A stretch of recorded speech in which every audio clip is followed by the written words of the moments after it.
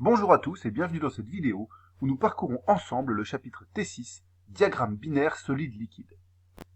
Ce chapitre va beaucoup ressembler au chapitre précédent sur les diagrammes binaires liquide-vapeur, dans lequel nous avions vu 4 types de diagrammes, dans le cas où on avait des mélanges idéaux de liquides miscibles, des mélanges non idéaux, ainsi que des mélanges de liquides non miscibles ou partiellement miscibles. Ici, on va retrouver ces 4 cas dans le cas des solides, puisqu'on va voir que certains solides peuvent être considérés comme miscibles, en particulier lorsque, par exemple, on fait un alliage de 2 métaux. Et donc, on va retrouver un peu ces 4 types de diagrammes. Et puis, on va voir aussi quelque chose en plus, c'est que lorsqu'on mélange 2 solides, il peut se former ce que l'on appelle un composé défini, et ça va grandement modifier l'allure du diagramme. On verra également quelques propriétés particulières de la phase solide, comme le fait qu'il peut exister différentes variétés allotropiques pour un solide, et puis on terminera avec quelques applications pour la purification des solides. Grand 1, les différents types de diagrammes isobars solides-liquides. Comme je le dis dans l'introduction, les diagrammes isobars solides-liquides sont très similaires aux diagrammes liquide-vapeur qui ont été étudiés dans le chapitre précédent. À ceci près que cette fois on étudie des mélanges solides en équilibre avec le liquide obtenu lors de la fusion du mélange solide. Avant d'étudier ces diagrammes, il faut traiter une notion importante, c'est la notion de miscibilité à l'état solide. C'est une notion que nous avons déjà abordée quand nous avons fait la cristallographie, où nous avons vu qu'on pouvait avoir 2 types de solutions solides. Donc, qu'est-ce que c'est finalement qu'une solution solide ? Eh bien, c'est un mélange intime de 2 solides tels que il y a vraiment un mélange homogène au niveau atomique des différents solides qui constituent le mélange. Par exemple, considérons un solide cristallin pur, par exemple un morceau de cuivre. Les atomes sont régulièrement organisés selon un réseau cubique à face centrée, et un rayon d'atomes de cuivre, c'est 127 picomètres. Le nickel, lui, il cristallise également sous la forme cubique à face centrée, et il a un rayon proche de 124 picomètres. Eh bien, il est donc envisageable d'avoir un matériau qui possède à la fois des atomes de cuivre et de nickel, qui paraissent cubiques à face centrée si on ne différencie pas les atomes. Cet alliage, on l'appelle solution solide de substitution, puisque les atomes de cuivre ont été substitués par des atomes de nickel. Ça correspond au dessin qui est ici sur la droite, où on voit qu'on peut avoir aléatoirement, par exemple si ici les points noirs représentent du nickel et les points violets du cuivre, on va pouvoir avoir un atome de nickel qui se substitue à un atome de cuivre de façon aléatoire, et finalement avoir un mélange intime, donc une solution solide de substitution. Un autre type d'alliage qu'on peut envisager, c'est quand des atomes beaucoup plus petits que les atomes qui forment le cristal initial viennent se loger dans les sites interstitiels de ce cristal, et dans ce cas on appellera ça une solution solide d'insertion.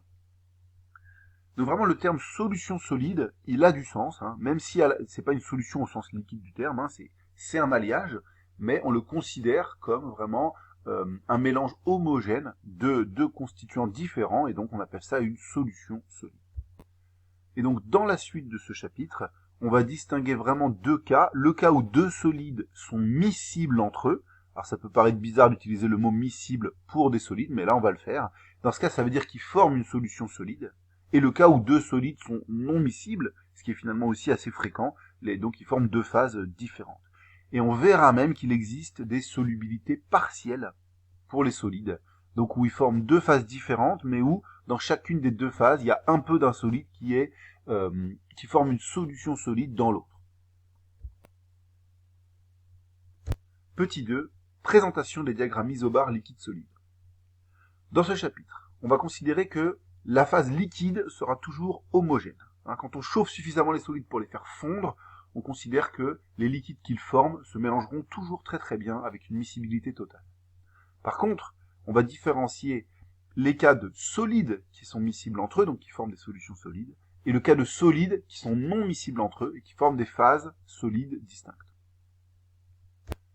En fonction de la solubilité des solides, on va avoir différents diagrammes, et vous voyez dans les figures qui sont en dessous que ces diagrammes ressemblent beaucoup, ils sont même identiques en termes d'allure aux diagrammes qu'on a vus dans le chapitre sur les diagrammes liquide-vapeur.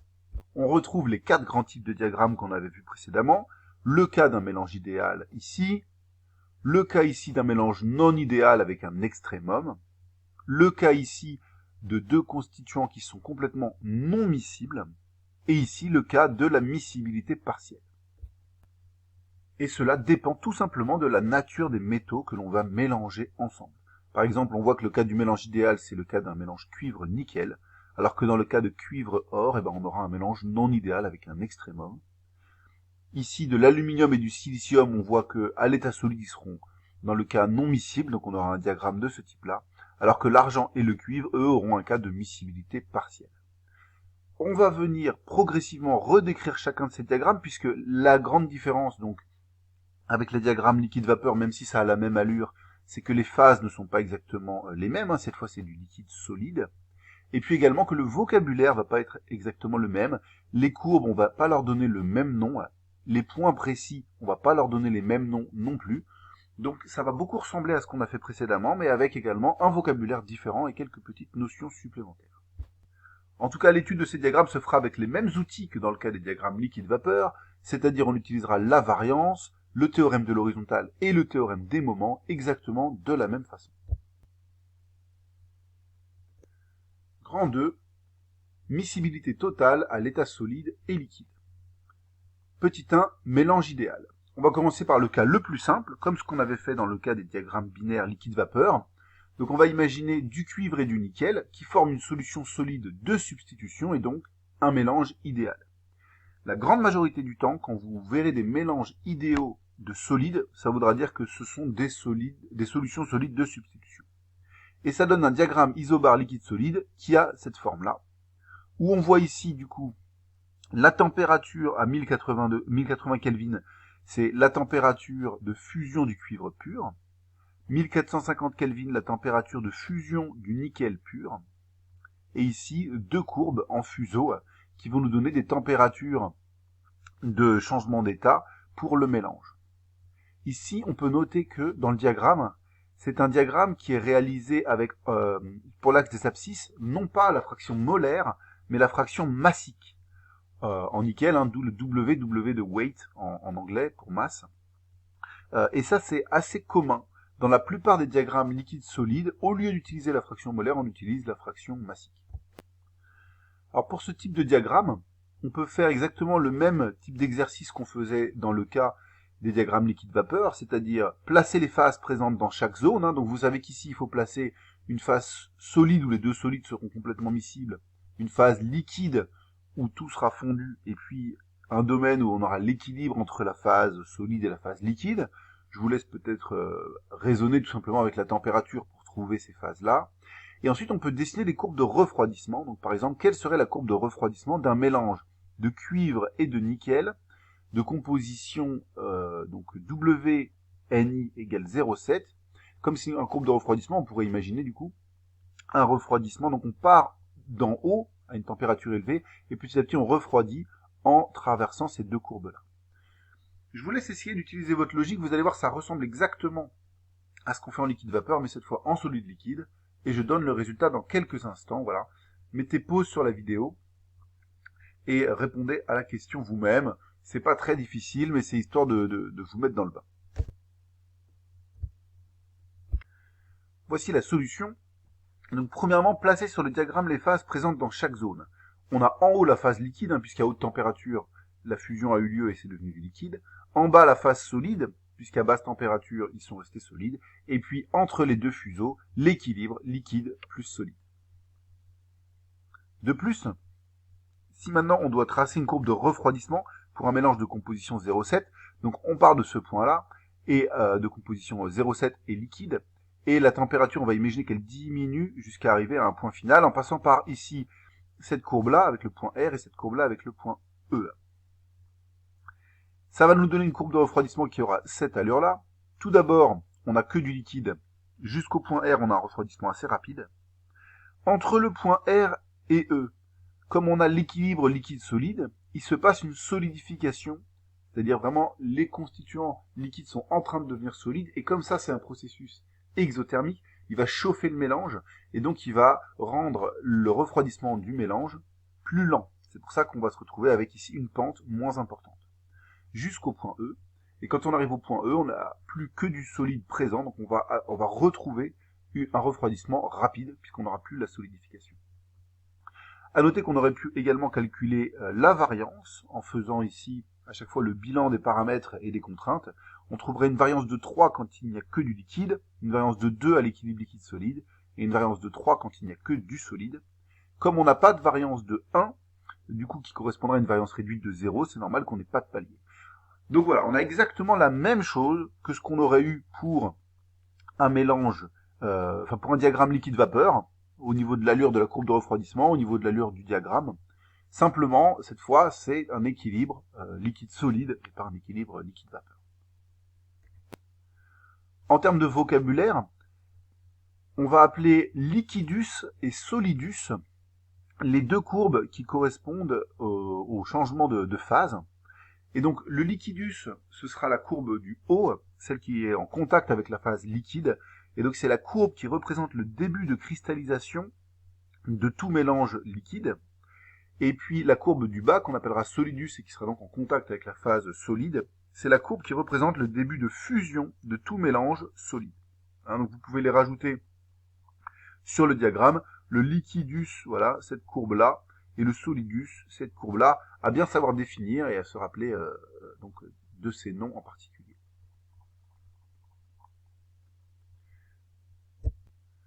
Grand 2, petit 2, mélange avec point indifférent. Comme pour les diagrammes binaires liquide-vapeur, il y a aussi des fois des mélanges solides où les deux solides sont miscibles totalement, mais où ce mélange n'est pas idéal. Et dans ces cas-là, on aura un extrémum, un peu dans le cas de l'homoazéotrope qu'on avait dans les diagrammes liquide-vapeur. Alors il faut savoir que même dans un mélange non idéal, il existe des mélanges non idéaux dans lesquels il n'y a pas d'extrémum, dans lequel on a un fuseau qui ressemble un peu au fuseau du mélange idéal, mais qui est un peu déformé, mais sans extrémum. Mais c'est vrai que souvent, quand même, on va observer un extrémum, un peu comme le cas des homoazéotropes, qui peut être un extrémum donc avec une température de changement d'état plus basse, ou un extrémum avec une température de changement d'état plus haute, ça dépend des cas. Donc ici, comme exemple, on a le cas d'un diagramme binaire cuivre-or, avec ici le cuivre pur à gauche, l'or pur à droite, et puis les températures ici de changement d'état qui correspondent à la courbe, donc en haut à la courbe de liquidus, et en bas à la courbe de solidus, pour différents mélanges cuivre-or, à une pression de 1 bar. Alors ce qu'il faut retenir, c'est que, contrairement au diagramme liquide-vapeur où on appelle ce point le point homoazéotrope, ici il a un nom différent, ici on l'appelle le point I, et non plus le point AZ, et on l'appelle point indifférent.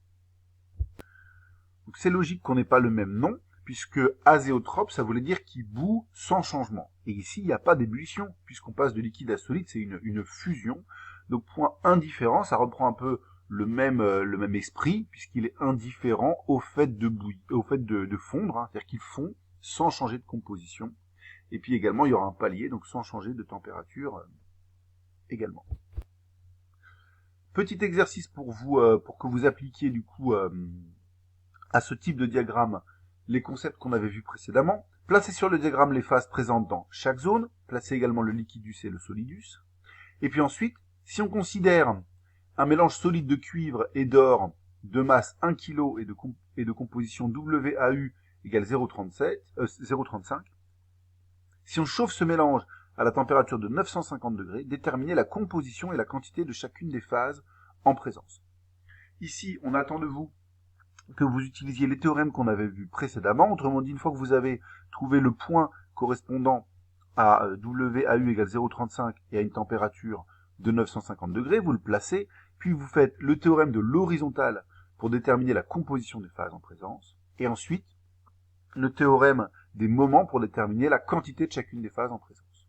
Je vous laisse mettre pause sur la vidéo pour le faire par vous-même, et je donnerai le résultat dans la vidéo suivante.